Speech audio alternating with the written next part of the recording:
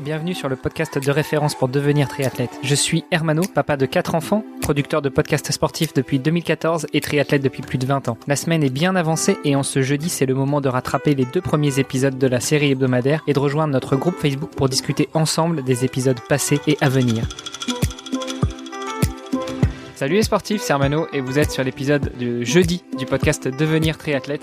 À mes côtés, Olivier de Scooter en train de changer de salle d'enregistrement, mais qui est toujours là. Salut Olivier. Salut Hermano. Et pour continuer notre semaine, notre invitée Sandra Zeffer. Salut Sandra. Salut Hermano. Sandra, donc on l'a compris, tu es entraîneur triathlète, avec le brevet BF4 pour les Français. Tu es revenu rapidement avec nous hier justement sur le détail de cette formation qui a duré une dizaine de mois, qui implique aussi des heures de pratique. T'as l'avantage d'être à la frontière entre la France et le Luxembourg, donc tu travailles aussi bien avec le CREPS, t'as fait ta formation avec le CREPS de Reims, mais aussi avec un petit peu de participation avec la Fédération luxembourgeoise de triathlon. Comment s'est terminée cette formation et puis justement cette collaboration entre les différentes ligues, les différentes régions, les différents pays, comment ça se passe? Écoute, ils se connaissent tous, tous les entraîneurs nationaux qui se côtoient très fréquemment sur tous les challenges, surtout en France, les Luxembourgeois courent surtout en France, donc ils se connaissent tous, donc il y a aucun problème, il y a une super ambiance, les entraîneurs, les encadrants, personne se prend la tête, il y a une bonne communication, donc ça a été assez facile en fait de pouvoir aller d'un pôle à un autre, ils communiquaient entre eux, ils communiquaient avec moi, donc il y a jamais eu de j'étais vraiment très très contente de tous les rencontrer. Et aujourd'hui, du coup, tu travailles en club, mais tu travailles aussi, tu accompagnes des athlètes individuels, en dehors du club. Je travaille plus en club parce que le club dans lequel j'étais, il a battu un peu de l'aile. Le président a fait un peu n'importe quoi, donc le club a été dissous. En parallèle, comme je me suis lancée d'autres choses, j'ai pas trop nourri ce besoin d'aller vers un club. Je me suis dit que ça viendra plus tard. Donc pour l'instant, non, j'ai pas voulu re-signer dans quelque club que ce soit. Donc pour l'instant, moi, je me concentre sur des athlètes privés. Comme ça, je peux mettre en place des choses, voir un peu les résultats à un niveau plus intime en fait que tout de suite sur du club. Pour l'instant, voilà, moi les clubs c'est pour plus tard. Et quand tu coaches, alors, parce que je pense qu'il y a plusieurs écoles, on en a déjà parlé un petit peu sur le podcast, il y a plusieurs écoles en termes de coaching. Ça se passe comment? Tu leur donnes un plan d'entraînement une fois par semaine, une fois par mois? Alors moi je travaille en périodisation par cycle et sur de l'entraînement polarisé, si c'est des choses que vous avez l'habitude d'entendre ou non. En général, c'est des cycles qui font entre 4 et 6 semaines, dépendamment de la période de l'année. Plus je vais me rapprocher de l'objectif, plus je vais un petit peu resserrer les cycles pour voir ce qui va pas et puis pour pouvoir rattraper sur un autre cycle. Et avec un travail justement sur le pic de forme en fait. Je vais simuler plusieurs pics de forme, essayer de les amener à ça plusieurs fois sur des cycles pour pouvoir être bon pour l'objectif. Donc là j'en ai un qui va faire un 100 km, un trail de 100 km. Donc là on attaque le dernier cycle ce sera 2 cycles de 3 semaines en fait, avec affûtage etc. avant. Ça les réussit bien en général parce que la charge de travail évolue. C'est pas quelque chose de redondant. On peut se permettre de faire des très très très gros volumes à certains moments du cycle et des choses plus légères à certains autres moments, et ça leur fait du bien dans leur tête. Ils savent, il y a des moments où on travaille beaucoup, il y a des moments où on relâche un peu, et eux, ils arrivent mieux à gérer leur volume de cette manière-là.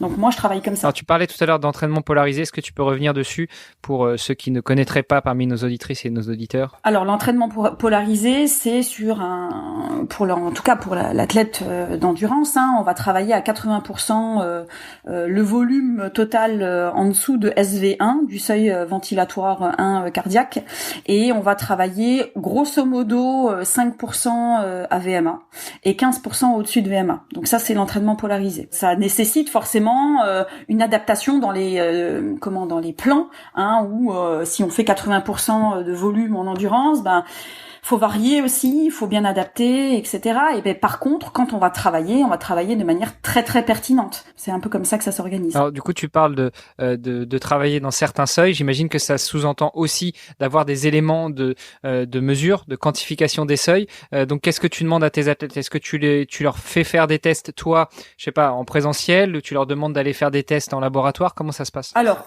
tout dépend de l'âge, de la pratique, etc. À partir d'un certain âge, je connais très bien un cardiologue dans le coin chez nous là, avec lequel j'aime bien travailler, et je leur fais faire un test d'effort sur vélo. Le cardio me file toutes les zones, en tout cas de PMA, hein, donc j'ai les seuils cardiaques qui sont calculés. Je peux leur faire aussi un test VMA sur piste, et après moi je calcule la VO2 max par rapport à ça. Donc tout dépend en fait de l'athlète, de son objectif, de l'âge, du type. Et puis finalement aussi du de qu'est-ce qu'il prépare. Je veux dire, quand on prépare un 10 km, un petit test VMA, je trouve que c'est suffisant. Après, voilà, sur de l'ultra, de l'iron, bon, là, on commence à rentrer vraiment dans des choses assez compliquées. Donc, là, il faut vraiment au début de la saison, en septembre, octobre, on prend un rendez-vous chez un cardio. C'est pas compliqué. Et puis, on fait les tests. Et puis, on est parti pour la saison, quoi. Du coup, tu reproduis ces tests dans le courant de la saison avec l'évolution, on espère, positive des différents seuils? Alors, tous les 3 mois, je fais normalement des tests VMA, j'en fais dans l'eau. J'en fais le fameux test de 400, hein.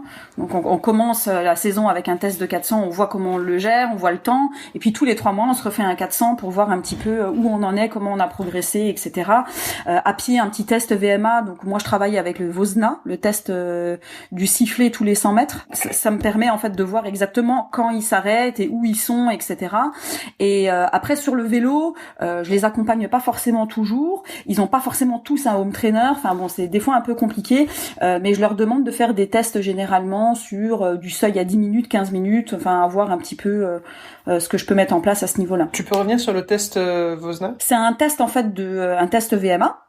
Vosna, c'est Monsieur Vosna qui l'a mis en place, qui permet en fait, donc sur une piste de 400 mètres, on met des plots tous les 50 mètres, on siffle tous les 100 mètres, et puis en fait c'est un test où on commence à une allure. Un exemple, on va commencer à 9 km/h. Le coureur en question va courir pendant 3 minutes à 9 km/h, et moi je vais siffler. À chaque fois, j'ai une bande son que je télécharge au préalable.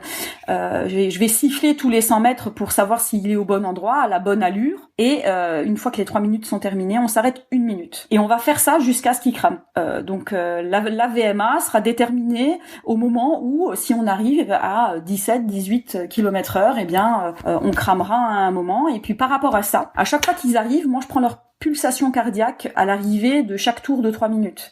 Ce qui me permet après de faire en fait une échelle rythme plus cardio, et à partir de ça, je peux calculer la VO2 max. D'accord. C'est pas mal, hein? Ok. Et donc tu disais que tu les encadrais pendant les tests. Tu les accompagnes aussi à d'autres moments, ou bien c'est vraiment juste pendant les tests? Non, là je les accompagne pendant le test.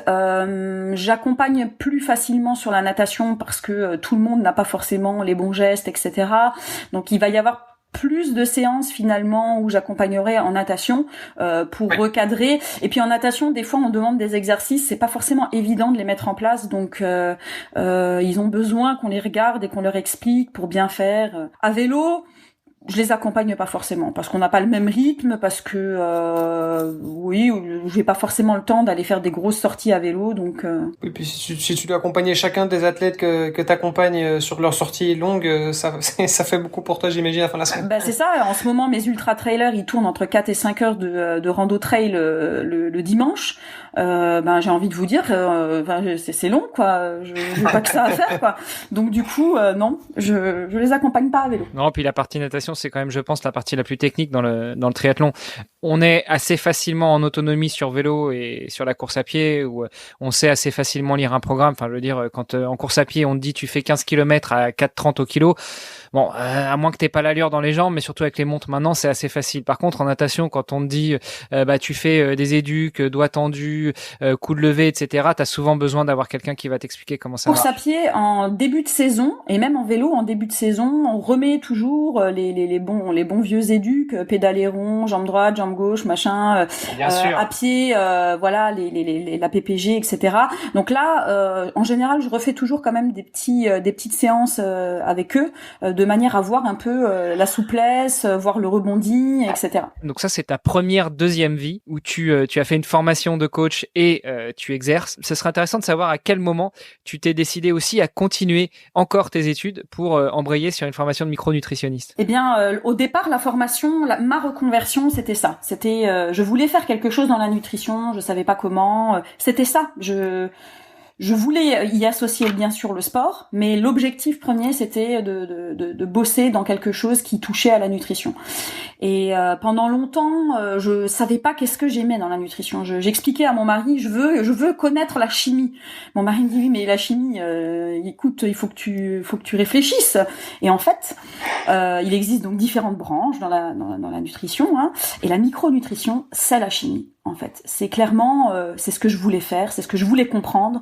On a les macromolécules, les lipides, les glucides et les protéines, hein, et on a les micromolécules. Et c'est les micromolécules qui, par synergie, vont faire des réactions chimiques dans le corps et qui vont induire telle ou telle chose au niveau métabolique.